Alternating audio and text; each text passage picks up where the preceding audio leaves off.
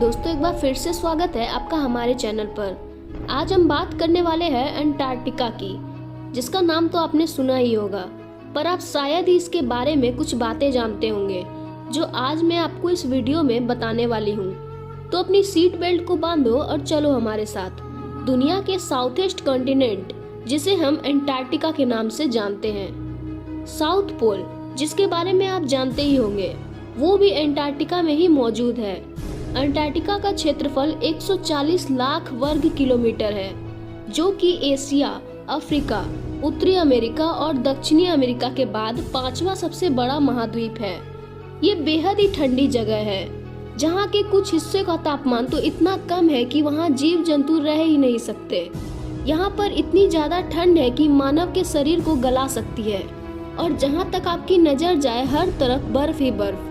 Antarctica में कोई भी इंसान वहाँ का स्थायी निवासी नहीं है, पर यहाँ अलग अलग देश के रिसर्च स्टेशन बने हुए हैं, जहाँ पर साल भर में 2000 से 5000 लोग आते जाते रहते हैं। और हमारे भारत के यहाँ पर 3 रिसर्च स्टेशन मौजूद हैं, जिनमें कि 2 अभी भी एक्टिव हैं। यहाँ हर प्रकार के जीव जंतु का रह पाना संभव नहीं, इसलिए तो यहाँ पर वो गिने चुने ही जीव जंतु है जिनको क्रिएटर ने ये खूबियाँ दी है कि वो इतने ठंड का सामना कर सके, जैसे कि पेंगुइन, सील, ब्लू व्हेल और भी कुछ विभिन्न प्रजातियां।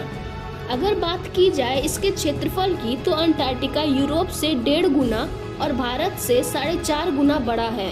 अंटार्कटिका आज से लगभग 53 लाख साल पहले बहुत गर्म स्थल हुआ करता था, जहाँ का तापमान हमेशा 20 डिग्री से ऊपर हुआ करता था। तो जाहिर सी बात है, वहाँ जंगल की तरह कुछ पेड़ पौधे भी उगते ही होंगे। पर उस समय अंटार्कटिका पृथ्वी के इतने दक्षिणी छोर पर नहीं था। लगातार पृथ्वी की प्लेट्स के सरकने से अंटार्कटिका दक्षिण छोर की तरफ स्थित हुआ है। पृथ्वी की टेक्टोनिक प्लेट के खिसकने से बहुत सारे द्वीप एक दूसरे से अलग अलग हुए हैं या फिर एक दूसरे से जुड़ गए हैं, पर ये सारी चीजों में कई लाख वर्षों का समय लगता है। और क्या आप जानते हैं, आज तक का सबसे कम तापमान अंटार्कटिका में ही रिकॉर्ड किया गया था, जो कि -89 डिग्री सेल्सियस था। ये पूरे विश्व का सबसे रिकॉर्ड किया जाने वाला सबसे न्यूनतम टेम्परेचर है।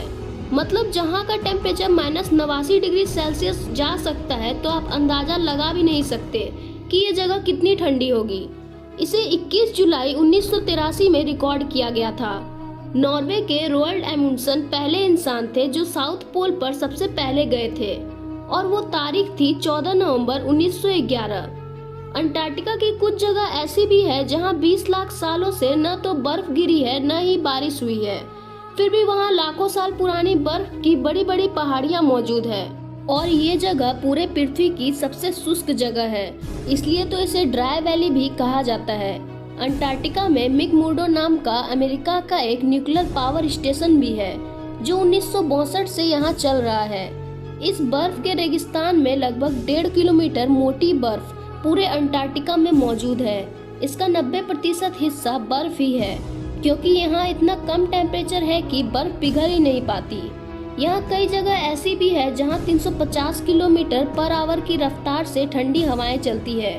और आपको जानकर हैरानी होगी कि पूरी धरती पर 2 ही ऐसी जगह है जहाँ किसी भी जाति के सांप नहीं पाए जाते।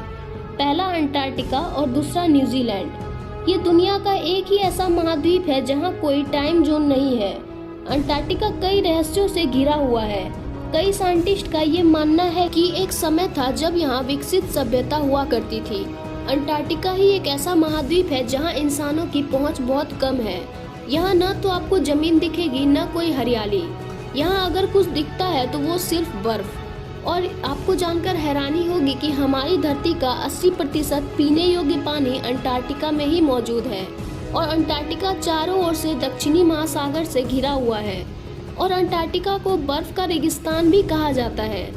रिसर्च के दौरान वैज्ञानिक ने ये पाया कि अंटार्कटिका महाद्वीप में लाखों की संख्या में खतरनाक वायरस मौजूद है, जो वहाँ की बर्फ में दबे हुए हैं।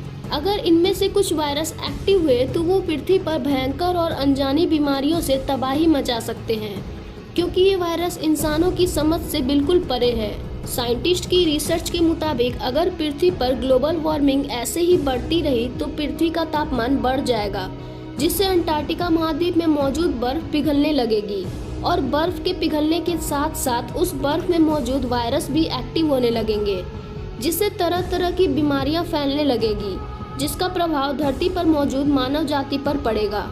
साल 2004 में यहाँ रिसर्च के दौरान कुछ ऐसी चीजें भी प्राप्त हुई जिसने साइंटिस्ट के होश उड़ा दिए।